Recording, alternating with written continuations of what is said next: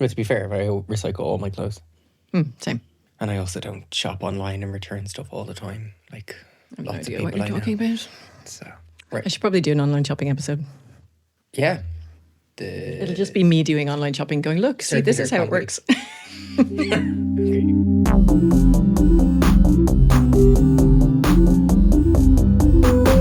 Welcome to In Bits, the podcast that deconstructs our digital lives.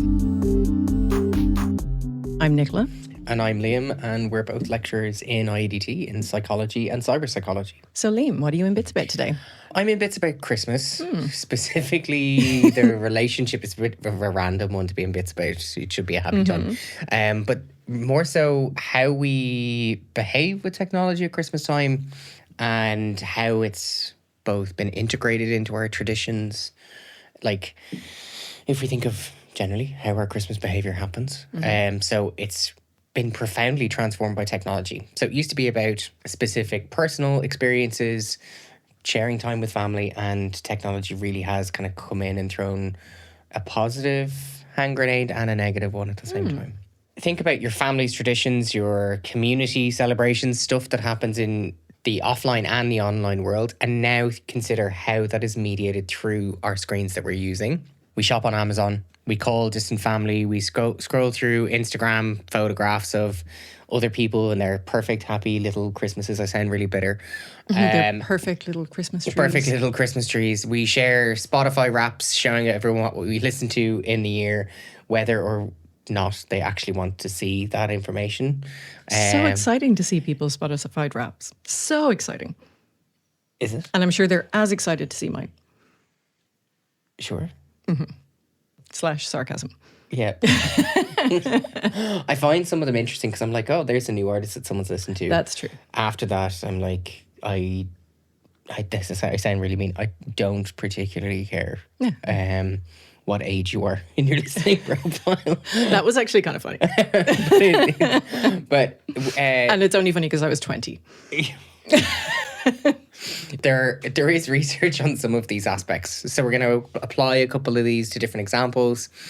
For example, like if we think about our scrolling at Christmas time, we could feel genuine joy. And we could also then feel negative experiences in terms of things like social comparison. Surprisingly, surprise, surprise, there isn't a huge amount of research specifically focused on the relationship between or the fields of cyber psychology and Christmas. What? Yes. So No. a lot of this is going to be applied research, which is what we really do best. So we're going to look at very well-known cyber psychology concepts and apply them into that domain. So we're going to focus on the paradox of Christmas. Okay. I'm totally going to encourage some students next year to do cyber psychology projects on Santa. But yeah, they collect data after Christmas. Yeah, after everybody's been talking about it. Perfect. Okay. So content warning. We will be content warning you do in need a Christmas special episode, dude. What the hell? Okay, content warning. We're going to talk about some negative issues. So loneliness at Christmas time. We're going to talk about anxiety. I have supports for these in the show notes. Let's just be real. This just does happen at Christmas time. Also, a additional Christmas themed content warning. Die Hard is a Christmas film. Tinsel does not belong on a Christmas tree. Fully agree. Okay. So they're my own personal content warnings for your Christmas, not the content of the He's episode. very particular about what goes on a Christmas tree, in fairness. I am. So Christmas is a unique time. It makes us feel good. It can also make us feel anxious or potentially lonely or isolated. And this paradox that I've talked about, it makes us feel more connected to other people. Like this thing that I know, I have chatted to lots of people about this. Why at Christmas time does everyone suddenly feel the need to meet up? Yeah, Because they haven't been doing it a huge amount all year, and then everyone's like, "Oh, let's meet up and let's do this thing." And I'm like, "There's limited amount of time between now and Christmas. It's not going to happen." I sound really cynical, but it also increases our sense of positive feelings, like our self-esteem. We like to buy stuff. We like to give gifts to other people. We also like people to give us gifts. This reciprocal relationship, it makes us feel nice. It does. We get endorphins from this. Do you prefer giving or getting gifts? Oh, definitely giving. I'm the worst gift receiver. I get in trouble for this. My reactions are... Too honest? No, they're not. I don't respond enthusiastically enough. Oh. So I'm like, this is really nice. Or, this is really practical. But it's almost like it lands poorly. Good to know. But it's not. It's. I'm just. I think not enthusiastic enough. Okay. But that's a genuine response. If I'm really, like, I'm grateful for stuff. If a gift is really thoughtful, I appreciate it more than anything else. Like, you could buy me a sports car and it's not. I will not be thoughtful. buying you a sports car. No, please. But if in terms of if you've put genuine thought into something, or there's a particular thing I like, that's what I actually appreciate more than, hey, I did this thing. If that makes sense. Yeah. Does it? Yeah. Okay. I'm still terrible at getting gifts. Before we get started, Nicola, are you a Christmas person? Yeah. At Christmas. At Christmas. Like, Okay. I am fully not into Christmas in November. And I do not want to hear Christmas music in November, nor do I want to see Christmas stuff on the shelves in the shops, like, before Halloween. Because it just, like, it goes on so long. It's lovely, but it only needs to go on for like a couple of weeks. I agree with that. And I'm going to talk about, I have research around Christmas music in shops. Okay. Like this piece of research I love. Okay. I won't spoil it myself. I'm not a fan, to be quite honest. Do you have any pet peeves at Christmas time? Christmas music. Just Christmas I music? did work in shops. Like, I worked in a shop that had the worst Christmas album. It was like, the rest of the year they played A Woman's Heart all year, and it was whatever the version of that was for Christmas. Like, just whingy music all the time. What, like fashion retail or? No, this particular place wasn't. It was like Irish crafts and Aran jumpers and stuff. When I was a student, I worked in a toy shop. Jesus. Now imagine that at Christmas time. I would rather not. It was like working on the surface of the sun in terms of like stress level. I don't think that I could have done that without killing somebody. I went into the closest local shop in that chain near me, and I was at the till, and there's a sign that says, "Please do not be abusive to our staff at the moment." And I'm like, Never a good sign. at what point is someone thinking that's okay? Anyway, we're digressing. Digressing. Yes. Do you have any Christmas traditions? Yeah. Like, for Christmas Day, we have a particular routine that we tend to follow with my family. So we get over there a little bit early. If anybody else is coming, we tend to get over there before them.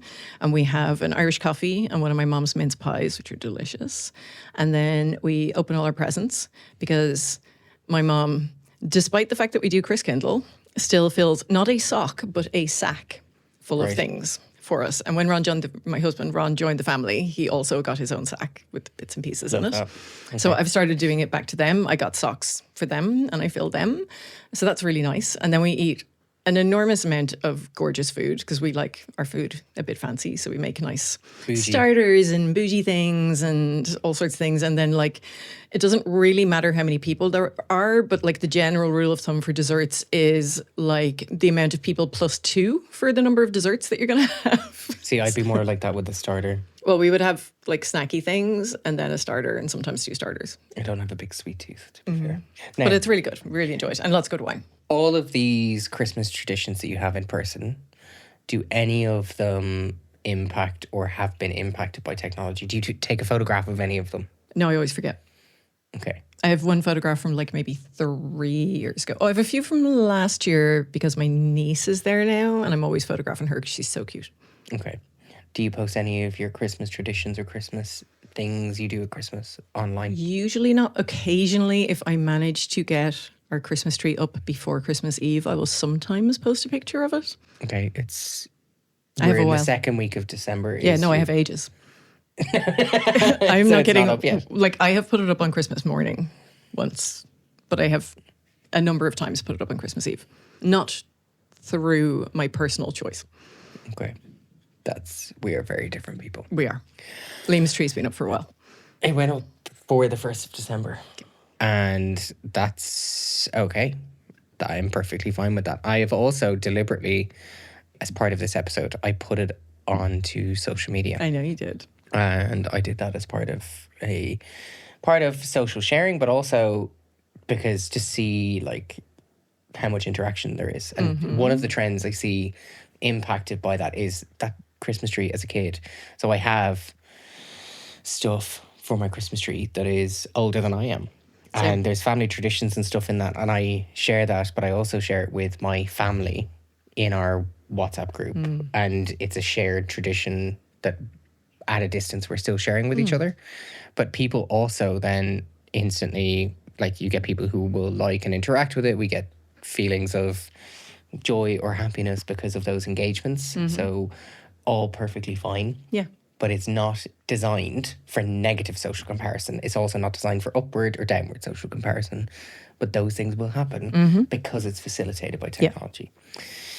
If I look at some of the mechanisms, if we look at social comparison, FOMO, so fear of missing out, shopping, self-regulation, I'm going to talk about the video paradox, so video calls and how they are helpful. Nostalgia, we're going to look at algorithmic identity. So this is the sharing your year in review. And we're actually going to talk about scams and toxic aspects of online behavior that do happen at Christmas time. We have to. Can we keep it nice? No. Never. Not in this podcast. The role of online communities in those spaces and family dynamics, because family dynamics are going to be impacted by online behavior. The understanding these doesn't necessarily mean like rejecting technology at Christmas time. I think it's about intention and thoughtful use. Let's talk about your social media use at Christmas time. You might sit down on Christmas Eve or at some point on Christmas Day. And one of the things that we do is, if it's Instagram or if it's TikTok, we see a post by a friend. Another parent in your kid's football team is posting about all the gifts or the presents that their kid got, the perfect family meal, yada, yada, yada. We can go on. And if you haven't had the same day, you have had a row with your spouse, or you've burnt a roast potato, or something else hasn't happened in that day, or it's been a tough year and you need to rein it in terms of buying gifts or the things that you would normally do, and there's even a bit of your real day-to-day life that you might be carrying with you that is not necessarily as positive, our natural inclination is to engage in negative social comparison. So why can't I do as much? And I think this is a real fair comparison that does happen. Yeah. And I think it's exacerbated by social media, definitely, isn't it? Like, people would have always done it to a degree, but we didn't see as much into other people's lives, I suppose. And now we've got a lot more information to use in social comparison. And in terms of intentions, so I have research that looks around intentions of why we share content on social media. So Kai et al. In 2025, they looked at a series of different research papers, and they looked at like general information sharing for health, sharing to counter or sharing misleading information. They're the most common themes. But within all of this, what's interesting is the motivation rationale. So typically we share information with each other to build social or relational components to the existing relationships we have as well. So sharing that Christmas tree, sharing the thing you did on Christmas Day might be so that you invite other people into your Christmas Day life. And that's why I asked you. And you actually don't do it, which is, I think, not bad, but unusual. I'm more likely to take pictures of my cats. Atypical. With like a ribbon on them. But in their research, they do highlight social comparison being linked to higher levels of FOMO. So seeing friends out for lunch or Christmas drinks that they haven't invited you on, lower self-esteem being related to that, more depressive symptoms over time. And they emphasize that it's not just about the amount of use on those platforms. So heavy comparison and passive scrolling are associated with each other. And those create worse outcomes for the person over time. That's understandable. So if you're sat there at Christmas time, this is problematic. Yeah. Because we're seeing these posts and platforms are supercharged with this content. It's typically superficial and it performs really well. So it looks at, in terms of algorithms, like how many times someone has liked it. And then because so many people have liked it, that particular post that fits that perfect algorithm on Christmas Day, that your post may not, if you've even made one. And that creates that negative comparison. So Christmas Day is not normal on social media. They're polished posts. They're completely curated in terms of the content, and they're designed to then maximize engagement. So they don't really show you what in research we would say is a representative sample of your friend's content. It's not someone's ordinary Christmas day. It's rarely them at like 5 a.m. when their kids have decided, yay, Santa's been here. And they get up really early and they're playing with really loud things and everyone's exhausted and then everyone's having tantrums at like 9 a.m. Yeah. So it doesn't show real Christmas is the point I'm about to make. Now, real Christmas might be that they're tired. They have had a early morning, a mum or dad, is kind of a little bit agitated because they've been assembling something on early on Christmas morning. They stood on Lego, or they have had some form of disagreement. Realized at 3 a.m. they'd no batteries. And this is really true. So it doesn't actually include any real insights, is what I would say. It's there's no unedited photograph that includes a family argument in the background, the boredom when you're sat around with family or friends that you might experience, the financial stress that's at Christmas time. Instead, we see that perfect highlight reel of people's lives. Although what I quite like is that quite a few of my friends don't post perfect stuff. Like, they will say things in their captions about, like, this was the best moment on Christmas, and 2 seconds later he was on the floor screaming about the fact that his pencil was broken, or things like that. Like, there's quite a lot of honesty in my friends' posts. I think there's more of that sometimes these days. See, I won't post on Christmas Day. Well, I don't really look at my phone on Christmas Day, so it's not a normal day for me. I'm too busy cooking normally. I'm too busy eating. Yeah, I don't open my phone. My phone is used for timers on Christmas Day. Yes. And if someone touches my phone on Christmas Day and interrupts the timers, there will be war. Okay, so that's the insight into real Christmas Day life. That is not a surprise, Liam. No. But if we look at this from a FOMO perspective, take a longitudinal approach. They tell us that someone feels left out. It drives them back to social media to check out what they're missing. This repeated check-in exposes them to more intensifying kind of feelings in relation to FOMO and the negative impact that happens. And this just goes round and round. And this continues to have that negative impact on mental health outcomes. And research does support that there is a moderate effect for this in terms of having a negative impact. And now imagine you're someone who is already vulnerable at Christmas time, or vulnerable generally, and this can outweigh any positive effect that we should get. Now, why do we create Christmas content? To share with people, to connect with people. Like, I'm thinking about some of my friends who post the kind of content I was just talking about, the not perfect, the more authentic content, because they get loads of comments saying, oh my God, that's us as well. And our kids have been up since 3. And so there's a lot of connection about sharing some of the funny but less fun parts of Christmas and things like that. Real or genuine parts of Christmas. Yeah, exactly. Is what I would say. Yeah. Now, have you shared any Christmas content? This year? Yeah. God, no. It's not Christmas yet. See, I know that you have. Have I? Yeah. So Well, other than the trailer for this episode, what did I share? You've been at a Christmas party this year so far. Oh, that's true. That was kind of work, though. It was still a Christmas party, and you true. shared Christmas content. That is very true. Like, I'm pretty sure you had like a tree in the background.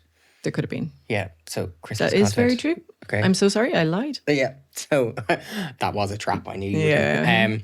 I was like, I'm bullshit.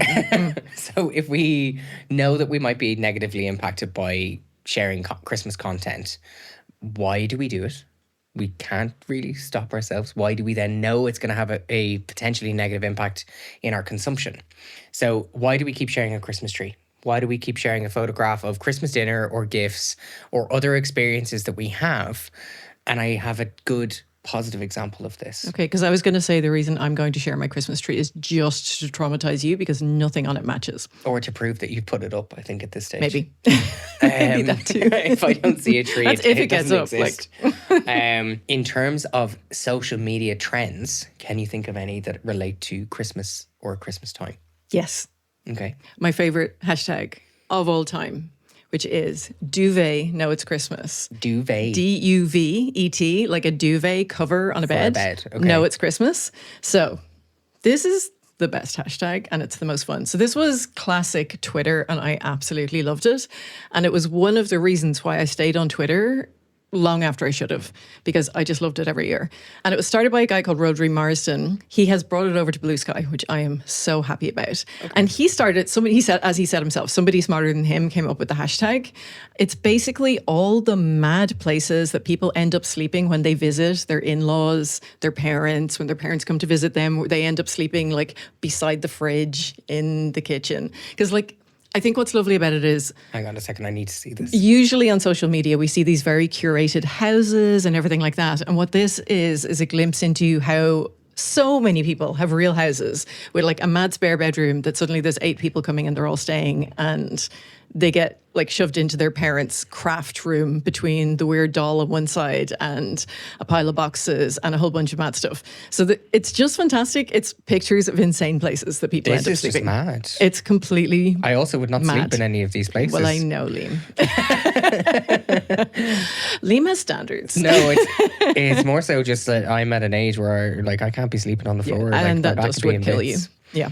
Yeah, just Yeah. dust and cats. But it's and all like the people issues. back in their childhood bedroom, except there's also like an exercise bike and a ski erg and 20 boxes and like a piano There's also videos and of weird, kids. creepy toys. No, but there's Yeah. also videos of kids coming in and waking Yeah. people at like And dogs ridiculous and times of the all morning. sorts of mad stuff. So it's really funny. But the best thing about it is, so like the first couple of years, it kind of gained momentum. But then he started using it to raise money for a homeless charity, and they've raised over £200,000 That's sterling. steady.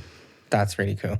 So every year I wait for this to happen. It's usually like sort of Christmas Eve, and Sorry, I'm it is just the interrupting you. best. There's a photograph of someone. So they're clearly in a European continent because on Christmas Eve they fish. They put a And there's carp a in a fish bath. in this bathtub. It's There's like loads of those. not being able to take a bath on Christmas morning because there's a carp in the bath. Apparently a that's live quite carp, normal. by the way. Yeah. That's Also, amazing. there have been people sleeping in baths and various places, like absolutely mad stuff. Getting like one pillow and like a blanket and a coat to sleep on and stuff because extra people decided to stay. It's just, I love it. It's That's brilliant. really cool, and I like the fact that it's been turned from internet trend into social media fundraising as well.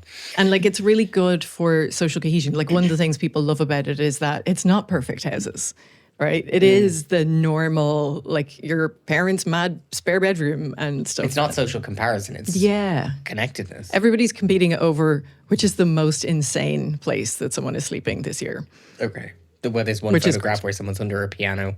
Yeah, I know. So I think that's- I just love it. It's fucking brilliant. Like, There is another hashtag which I am terrible at. I didn't do Schnapper. Irish. Yeah. which is the Irish word for snow. So there is a full online community about this. Oh, yeah. But that is basically where we get a whiff or like a smell that it is going to be even remotely cold enough. And we're obsessed about it snowing on Christmas Day here, which I'm assuming many people are. It's actually terrible when it does snow on Christmas Day, like it did a few years ago, and we nearly crashed our car on the way to my aunt and uncle's house. I would just stay at home. But in terms of how people jump on this hashtag is now international. It's used in Canada. Like they use I it. love it. Irish people abroad use this hashtag, and then like non-Irish people use it because it's a trend, a social media trend about snow. And it's such a good one because as soon as we get the remotest chance of cold weather, even just like a sense that it's going to be icy, people start using that hashtag. We lose it here when it But snows. It's so brilliant. I think this is really great because it looks at generating a sense of community online. It's entirely positive and it's actually culturally specific too, which I think is lovely. Yeah. I think we can explain part of these trends and behaviors if we look at gift giving. So shopping and sharing with others, that taps into social norms at Christmas time. And sharing with ourselves. You know, the process of shopping, not Yeah. doing anything for too long, then buying lots of stuff for yourself, and then frantically buying for other people. No, That is the 3 stages of shopping for Christmas, that you buy stuff for yourself obviously. before you start shopping. It's kind of like putting your own oxygen mask on before you put other people's on. Okay. So if you don't receive a gift from Nicola that you normally would. Oh no, you'll get a gift, but so will I. Okay. But with these, we get this sense of reward by creating enjoyment for someone else. Okay. So this taps into reciprocity. And it taps into reciprocity really well because if someone does this publicly or privately, we still know like how that person's gone on. Now put this into like things like Chris Kindle, where it's something is an anonymous gift or is supposed to be an anonymous gift. You get enjoyment from it, but it also creates either a sense of humor or excitement or that person is trying to figure it out. All of these are nice traditions, but they are then planted into social media. So you can search for Chris Kindle gifts gone wrong on social media and there's a I whole know. trend of those. And I'm not going to go down that So many rabbit bad hole. ones. Yeah. But what if you give somebody a gift and they don't react really positively? So me. Then you don't get the excitement and the fun of it. Yeah, so me. Yeah, Literally. that's just the way it's going to I be. actually find gift giving, I really love it when I find the right gift for somebody, but I find it really stressful when I can't find the right gift for somebody. That makes me very anxious. I tend to start planning ideas in like November for people. Oh, yeah, same. Like I am gonna. I have bought Christmas presents in the summer before. I haven't finished Christmas stuff, and I'm gonna do it this week, and I'm gonna try and make sure that I have everything done. But the stress level that creates, because the closer it gets to Christmas, you're like, not that I haven't got a gift, but because I have to go into a public space where other people are God, I also buying know. gifts, Same. and that's just too much. Ron, my husband, intentionally leaves it till Christmas Eve. It's No. probably the area where we differ most. I have bought Christmas presents in like June before. Like if I see something really nice that's perfect, it'll be in the back of my mind and I'll be thinking about it and I'll have it in a box of Christmas presents. He deliberately does it. Now I've managed to get him to buy a couple early this year, which was great because it eases my anxiety Why do about you it. have to convince him to? Because it eases my anxiety. He doesn't care. He doesn't get anxious about it, but I get anxious Are about the gifts it. for you or for someone else? They're for somebody else. Okay. Yeah. But I get really anxious because how on earth do you find stuff last minute? No, I just wouldn't involve myself in that process. It's very hard. No, I too stressful. disassociate completely. Now, an example of this that I do is that I send Christmas cards. I do it for a couple of reasons. I do it because it reminds people that I'm thinking about them. So, like relatives that are further away. It's also a thoughtful way for, in my head anyway, to show people that you care about them rather than just a text. And separately, so like doing a little kind of like kids getting put, like I have loads of nieces and nephews. So I address Christmas cards to my nieces and nephews and they get them through the post. That's very sweet. So those are the kind of nice things.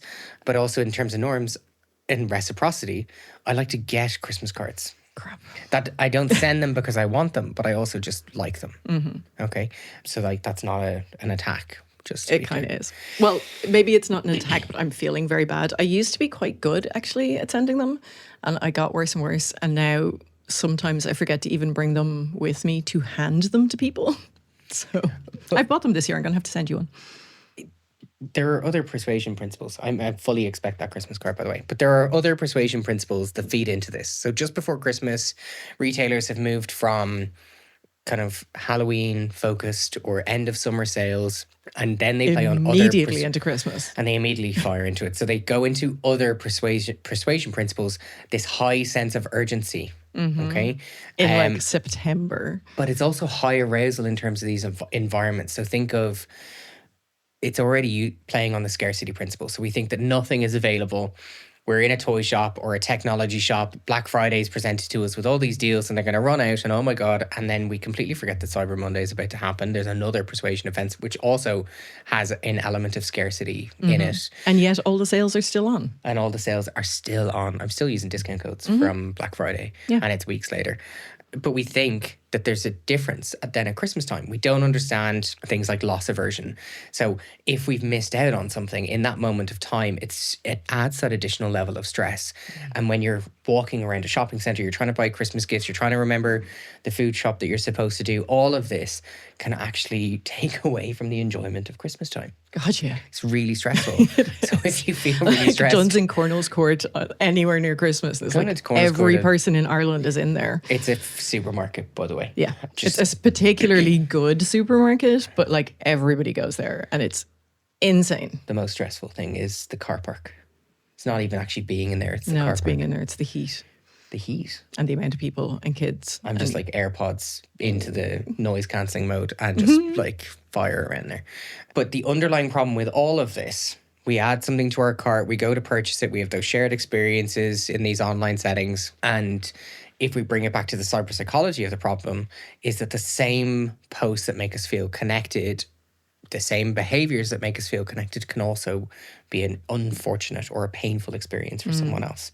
The point I'm trying to make here is if you find shopping at Christmas time stressful, if you find shopping online stressful, everyone else is experiencing the exact same thing as you. Okay. So this shared negative experience, I think that has some help. Sorry, trying to keep it positive. Like, it is stressful. And it's expensive, and people get stressed about that too. So I think Christmas Day is great. The lead up, Christmas Eve, that whole period. Once all the annoying stuff is done, then I can chill. Okay. So let's look at CMC at Christmas. So we talk about video calls, messaging, and we do this so much better because of COVID. So Christmas now involves at least one group phone call, for me anyway, with relatives who either you can't see in person or who are long distance. And in the past, that would seem like such a strange concept, but it is really normalized now. And even if the person is in the same country, it's like, I just don't have the time to make it over. Let's just have a phone call in the morning or something like that. Did you do this when you lived in LA? I always came home for Christmas. Did you? Mm-hmm. Okay. Yeah. Never thought about staying over there? No. Did you ring Like, people in it's LA sunny from Dublin? No. Okay, you completely dissociated from... Like, I don't really talk to people other than who I'm with on Christmas Day, Okay. generally. Now, it's different when, like, if one of my close family was away, like my brother was in Australia, and I was in the UK one year. But yeah, not so Now, much. so this is something that happens. You're just not normal. I know. But there are In these, so many ways, Liam. so one of my favorite Christmas ads, okay, and I'm going to ask you about do you have a favorite Christmas ad in a sec. But one of my favorite Christmas ads actually covers this topic really well. So long distance CMC, so computer mediated communication. Have you seen the Vodafone ad? You know, I've no TV, right? No. But you still watch TV. Yeah, but not with ads. That's the main reason. Do you not use to have a streaming TV. services now? Like Netflix and stuff. Oh, okay, so you're not No going to ads. see these. I can't. I worked in advertising. I can't watch ads. So there is a Vodafone advert. I'm going to have to show it to you. Okay. You're going to show me an ad on purpose. Yeah, because I need you to understand. Okay. I mean, I've seen some of the John Lewis ads and things like that. I find them... Some of them are really well done. Some of them are quite just manipulative. awful. Oh, this is completely manipulative. I would argue all advertising is manipulative. Well, obviously. This particular advert covers this topic really well. So it's for Vodafone, as I've said. It's a grandfather, or at least someone who we assume is a grandfather. We're not told directly that it is. And he's on the phone to his granddaughter. He's in the car with his mate, and then he appears at the 40 Foot, which is this famous swimming spot in Dublin. And she stays on the call. He puts his phone into a little phone pouch and he jumps into the water. And this is a Christmas tradition that lots of people do. They go swimming in the Irish Sea. God knows why, because it is like minus 7,000 degrees. It's refreshing. It's not refreshing. It's not refreshing. And there's research that says that ice baths and all these kind of things is not good for your nervous system. So we'll come to this. I mean, I'm not jumping in at Christmas. During the summer, yeah, but not Christmas. He jumps in with this waterproof pouch. You see him and the phone submerge. She's watching this. He says on the call, are you still with me? Like as if the phone signal is breaking up. And it cuts to her. She's what we can assume is she's in Australia. It's nighttime. Her friends are outside chatting. And she says, yeah, I'm still with you. And she gets all upset. And you can see like how the impact it's having on her, but it's like a happy upset that she's still in that same tradition. Yeah.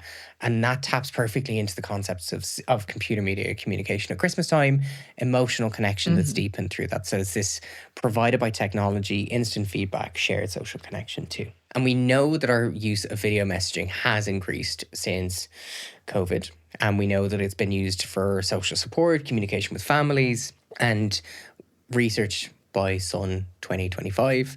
So they looked at how we use social messaging and video calls to counteract some of these negative behaviors. And what is really helpful is uncertainty reduction theory. So how we use this to establish things like common ground with each other and to kind of mitigate some of the feelings of loneliness we might have. So this theory has a couple of concepts, and I'm going to apply it in. So the initial interaction we have, so where we first communicate with a person, and our motivations are typically to reduce uncertainty or any potential conflict where we don't know them. And this then helps us to predict that person's behavior. So we then ask questions, we observe like nonverbal cues, and that helps us to predict our relationship. So standard stuff, and that we've chatted in like online dating as well about that. Then, if we move this into face-to-face contact, where we have rich nonverbal communication, that helps us to decide if that relationship is okay, if we're kind of moving away from low levels of uncertainty. And if we get glitchy video calls or misses in these communications, we have increases in uncertainty. Now, with high quality communication and where there is high levels of certainty, not uncertainty, So you know the person well. so we know the person well, and we have good communication lines. So if we have a good video call on Christmas Day or on Stephen's Day or Christmas Eve with that family member who's further away, we know that it can reduce feelings of loneliness according to this theory. Okay. So we can see particularly CMC use, heavy CMC use with family members at Christmas time can then reduce feelings of loneliness too. That makes perfect Okay. sense. Yeah. So someone using their phone at Christmas is not necessarily a negative thing. It is if they're just continuously on it, but Yeah. it is still acceptable use. Yeah. Now, let's shift things up. Christmas entertainment. So something that is a bit more comforting besides food is Christmas music, movies, TV specials, stuff like that. Okay, it is for me. Music is comforting. So it depends on the Christmas music, I think. Well, yeah, no, that's very true. Do you have any favorite Christmas music, movies, TV specials, anything like that? Christmas music, I prefer stuff like Nat King Cole and those kind of people singing Christmas music. Okay. And like, obviously, a few of the favorites like Mariah and stuff. Okay. Mariah is Wham. not a favorite, by the way. Like, no, I don't Excuse like me? it. No, it's a terrible I song. think it's just it's a good Christmas song, but it's just like It's a terrible song, but I don't mind it. But if I heard it every day, I'd be so furious. Like, I don't mind hearing it like twice. now there's a lot of media psychology research we can draw on here. Okay. Like I was in a shop the other day and they were playing, it's a really old Christmas song, When a Child is Born. Oh, God. Yeah. And it talks about the different types of children that can be born. And it's really like he would be cancelled now because he talks about like some very racial descriptions that are not okay now. I haven't listened to the lyrics of that in a while. Yeah, go back to that. So media psychology can look at seasonal music and other types of media that look and draw upon autobiographical memory. So positive associations we have. So like Christmas music adverts and listening to Christmas music that incites a memory. There is research, so like Keeler et al., they published a research study this year that looked at problems around music in retail. So if you were in a retail setting and your boss or your manager is playing Christmas music or music in general, this applies to music in general, this can have a negative impact on psychological state and employee behavior. I have lived it. Okay, and I have as well. Okay, so in their research, they allocated participants to two conditions, either aligning or clashing with their chosen choice of music while completing tasks, so doing their job. And they included things like the volume of the music, the speed of the music, so whether it is slow or high tempo, complexity and emotional intensity of the music, which I think is kind of quite comprehensive. When it matched or aligned to their views, they were happier, less tired, and they didn't have a drop in their mental state. If they didn't get a choice, their positive mental state perceptions, so their well-being measure that they used, dropped by 40%, and their fatigue increased too. So just that autonomy. makes perfect sense to me. Okay. I'm just thinking back to that Christmas album, and like I lost my mind and like it started playing mid-November and it did not finish playing until January. And I was lost just my about to mind. say, like, if you start hearing Mariah on the 1st of November, Oh, it is yeah. completely justified when you get the ick. By the 2nd of November. Like I want to hear it once or maybe twice. But Because I'm not a Christmas FM person, in case you didn't I'm not a know Christmas that FM already. person anyway. Like there are some people I know who are like, yay, Christmas FM is live, and they'll play it straight through. And I could not do that. No, I'm okay. When we apply this back in, when we choose the song, it's tied to a good memory. The same track can boost our mood, evoke nostalgic feelings, help us process emotions in a positive way, because not all Christmas music is happy. Like, Oh, I know, because a bunch of the songs that were on that bloody album weren't happy. yeah, so That was like, the problem. I really like it's called Mad World. Remember the Gary Jules? It was a Christmas #1. It's not really a Christmas song. It was in Donnie Darko. Do you remember that film? I've never seen that film. I know every time you ask me about a film, I haven't seen it. I know. Really good, really super depressing. Listen to that on your drive home. Now, in relation to Probably not. films, people are really predictable. Do you watch any Christmas movies? Yeah. Which ones? Elf, Right. Okay. that's a fave. And Die Hard. Okay. And do you watch those every year? No. Die Hard, I actually prefer when it's a bit of an event rather than just watching it at home. Like I've been to Die Hard screenings around Christmas quite a few times, and that's really fun. Elf, like often. We would not watch it maybe every year, but usually once I manage to get the tree up, we will sit Christmas down. Well, usually I get it up before that now, in fairness. Okay. I think last year I did it up really early. But yeah, we'll sit down with like a mince pie and maybe an Irish coffee or something and watch watch movie. Elf. Okay. So, mood management theory, we can apply this into Christmas movies. So, essentially, picking a film we know elicits a positive response in us, or knowing that it elicits a happy, sad response.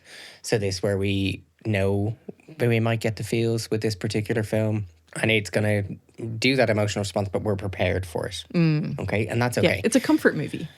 It is. But, like, if we. I mean, that is why we watch a lot of our favorite comfort movies, right? So we know it's going to elicit specific emotions because we've watched it before, and it's not going to surprise us in a bad way. Like if you're not looking for something depressing, you know it's not going to be depressing. Like I watch some things over and over again because I know exactly how I'm going to feel These are watching your them, so movie it's safe comfort. spaces? Yeah, totally. Do you, so like I watch I like Gavin and Stacey. If you watch that, I don't like Gavin and Stacey. okay.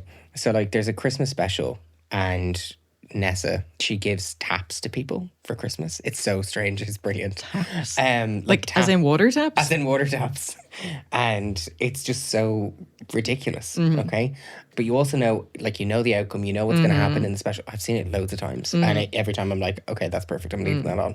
Mood management theory doesn't actually just have to solely focus on films or music that we're used to. It can also be the other traditions we have with family. So like the TV shows that we generally watch together. So we asked a couple of you to send in clips around your own Christmas traditions and how they revolve around technology. So let's listen to one of them. I think one of the main ways that we use technology as a Christmas tradition in my house is that myself, my mum and my sister always watch the toy show together. And I think it's funny because it's one of those things that actually hasn't changed as technology has gotten, you know, more advanced. I'd very rarely watch live TV now apart from the toy show every Christmas. And it's nice, it's kind of nostalgic. And it's nice, you know, rushing back after the ads and stuff. It kind of reminds you of being a kid. It's one of those things I kind of hope doesn't change. I think it's really nice to have it. Do you watch the toy show? I don't. But so one of the things I loved on Twitter, and it's a little bit on Blue Sky now, but not to the same extent. You know, when Twitter was just really funny and kind of snarky, but also really funny, and you could follow everything that was going on. When the toy show was on, what was happening, the commentary about it on Twitter was the best. I don't enjoy the toy show. It's like way too much for me. I don't like musicals. I don't particularly like toys. I don't My have Twitter kids. absolutely has stuff from the toy show over the years on it. Yeah. It Like, definitely does. It was always so funny. I always loved like watching what was happening on Twitter. But then sometimes I'd be like, oh my God, I'm missing so much. And I'd turn on the toy show. I was like, FOMO. no, don't want that. Actually just want to look at Twitter and see what's happening. But with this taps into mood management theory, but it's also the toy show hashtags and experiencing or having a shared collective experience in an online space too. So like even this year for the toy show, there was that one kid, Keela came out and they played with this group of kids. And one kid like lost his shit and he started getting so upset. He's so adorable. And he's like 8 or 9 and loads of people started to comment about him online from a really positive perspective. And then the Keela posted afterwards with him. Like CMAT was on the toy show. I don't know how you didn't even watch I saw a this clip of 'cause you're that. Oh obsessed no, with CMAT. I'm not obsessed. But like, so all of these type of shared experiences. So what I like about this audio insert is that it's this blend between online and offline lives impacted by technology. And it's also, even though it's just watching TV, but there is this wider shared collective community that this Yeah. person could tap into, and they're not necessarily, Yeah. and they're keeping it as a little bubble. Yeah. And then, whereas I'm like on Instagram watching people like talk about the toy show at the Yeah. same time as watching it and just having a bit of crack with it. And I actually miss seeing stuff about it online because I felt like I was part of it. Whereas now, like I saw a bit about CMAP being on it, But that's all I saw. I don't feel like part of that community anymore. And I don't like the toy show, so I'm not going to watch it. But I enjoyed feeling part of, because like literally the entire of Ireland seems to watch it. It's hilarious. And this moves perfectly into this can also decrease feelings of loneliness and increase social connectedness. Boom. You got to leave that in. Yeah. Do you know what else I really like at Christmas? Wallace and Gromit. Yeah. It's okay. not Christmassy necessarily, but But they have Christmassy ones. yeah, it's a Christmassy vibe. But Christmas films have these guaranteed happy endings. No real life challenges, really, unless you've watched like A Wonderful Life. Oh my God, the first time I saw I've only seen that once, but I was like, this is supposed to be a Christmas movie. What the fuck? But these same films can also reduce feelings of loneliness and social isolation. So there's a correlational piece of research.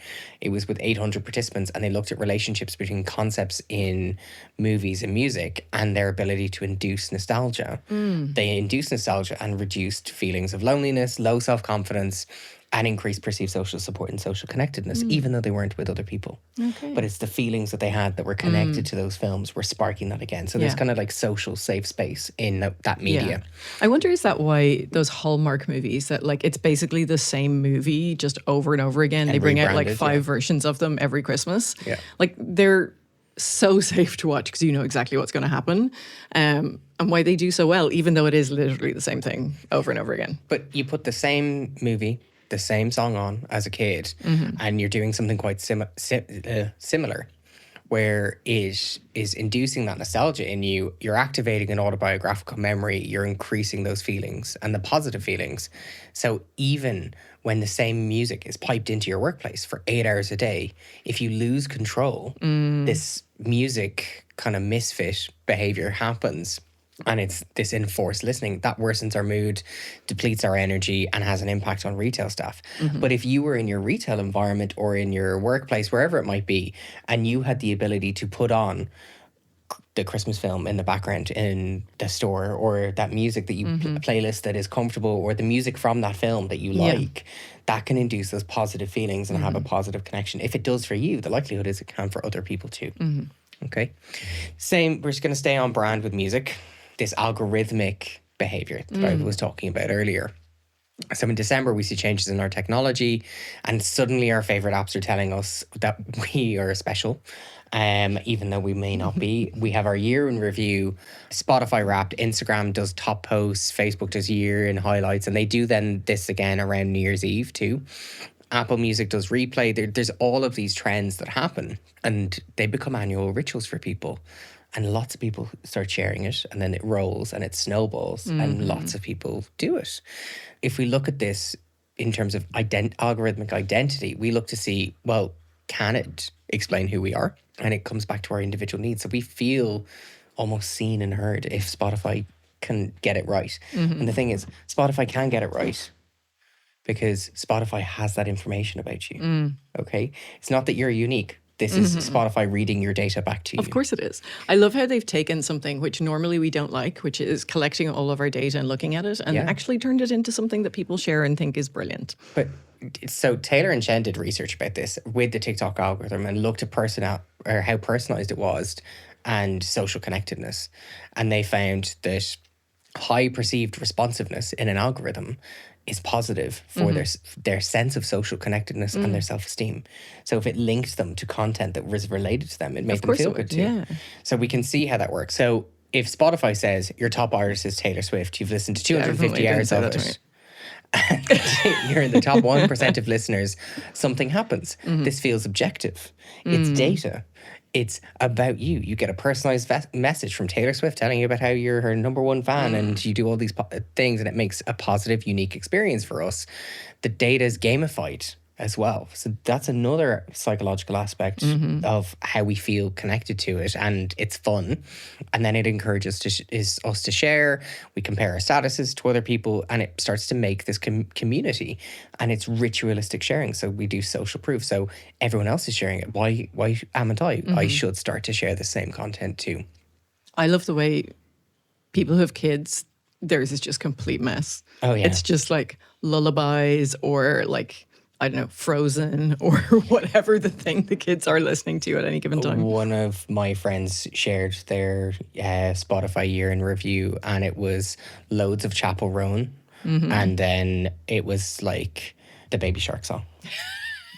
And I was like, that is just chaos. And he posted in it, he was like, the Chapel Roan is me, the Baby Shark is not. No shit. As opposed to, it might be the other way around, or the expectation might be the other way around. I didn't even do the Spotify Wrap this year. I was like, I could see everyone sharing it, and I was like, this is just... So what age did you get? I have no idea. I didn't do it. Well, you could do it now. Pardon? I got 20 Yeah, okay. I will... because most of what I listen to is new, is what they said. I Sure. loved like people 30 years younger than me that were getting like 86 and stuff. It was really funny. Like it's so silly, but it was just quite funny. I don't even know how to find And it. it's also the last year that I'm doing Spotify Wrapped because I'm getting rid of Spotify over Christmas because they are awful. Part of me wishes that Apple Podcasts did a Wrapped so I could see how much I listen to my favorite podcasts. And part of me is grateful that they don't because it's probably way too much and I'd look like a complete stalker because they're my like comfort listens and I'll go back through the catalogue and play them again when I just want something nice to listen to that I don't have to listen too closely to. Age is just a number. Well, then don't give it to me. Scroll up. Yeah, there you go. Okay. 28. Mine is, well, You're that's really older than close to me. my actual age, so that's fine. Yeah, no, mine isn't. Mine's so close to my actual age. What am I saying? I'm 21. All of the music I listen to is from the 2010s because I'm stuck in that time. Right. Yeah, that seems fairly accurate. Music is accurate. Oh, what a surprise. Because it's all of my data. I was kind of surprised by my top artist because I don't think about them as an artist. In fact, it's probably AI generated when I think about it. It's called Brainy and it's just music that you can concentrate to. So it's at specific hertzes and it's barely music. It's just like tones that go on for really long periods of time. But it allows me to concentrate. It's the only thing I can listen to block out noise that allows me to concentrate. And that was my top artist. Very exciting. Going to see them next year. You get a message and it's just an algorithm. Yeah, exactly. Or an AI tool.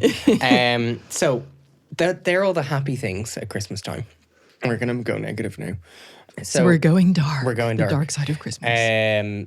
The positive aspects of technology are relevant, but can you think of some of the negative or concerning aspects to Christmas time with our technology? I suppose maybe like kids getting new phones and then their parents being distracted and not showing them how to use them and just kind of giving them free reign onto them, maybe. Okay. Or games or things like that. Okay, new purchases, like and then- online safety risks. Yeah. Then that social comparison thing. So some kids have phones, some kids haven't, some kids have games, blah, blah, blah. I know of one you have mentioned in this episode. So you have discussed the fact that you go to your mom's house on Christmas Day. No one knows where you live, but your house is empty on Christmas Day. Oh, yeah. And you post about it. It's lots of people go on They holiday do. and they don't Or they talk go about visit people and their house is empty all day Yeah. and they've left all those lovely presents there. Yeah, or just their dinner or their other possessions that they Yeah. have. So there are concerns. Cyberbullying is one of those new and existing devices, scams in relating to setting up these devices as well, increased time online because we have more time and space, and of course, privacy breaches. So people being in those spaces too and having visual information. So if you have sensitive information that can be accessed by someone remotely accessing a webcam, for example, make sure that information is away. So laptops, webcams should generally be out of those spaces. There is a large meta-analysis that looked at cyberbullying experiences, and they are consistently linked with higher levels of depression, anxiety, loneliness, and suicidal ideation. And in this study, they talk about cyberbullying obviously being an extension of that online space. We assume school finishes and that these behaviors are going to decline. They don't. The actual face-to-face behaviors tend to move into that online space. And we do see prevalence rates rise at Christmas time, similarly to how we saw prevalence rates rise Over COVID. during COVID. Or we also see prevalence rates rise in September, and we see them kind of rise again around Easter time too. Okay. So it's when kids aren't seeing each other, they're spending more time online, which of course is increasing the risk of encountering cyberbullying. And it is. And so that's one of the common concerns we can have. And I don't want to delve too much into it because it's not going to be helpful. There are other ones that I think are more generally practical for people. So scams and social engineering at Christmas time are a significant concern. People are busy. So imagine yourself, you're in that shopping center that we spoke about being awful earlier, and now you get a text from someone that says, well, you to reconfirm your dinner booking, you need to put in your card details, or to reconfirm your hotel booking, you need to put in your card details, and you get that message. And the amount of time you have to spend on evaluating that message is going to be really important. So we have busy time in that supermarket, we're emotionally loaded, and we're more receptive as well at this time of year to messages about deliveries. Yeah.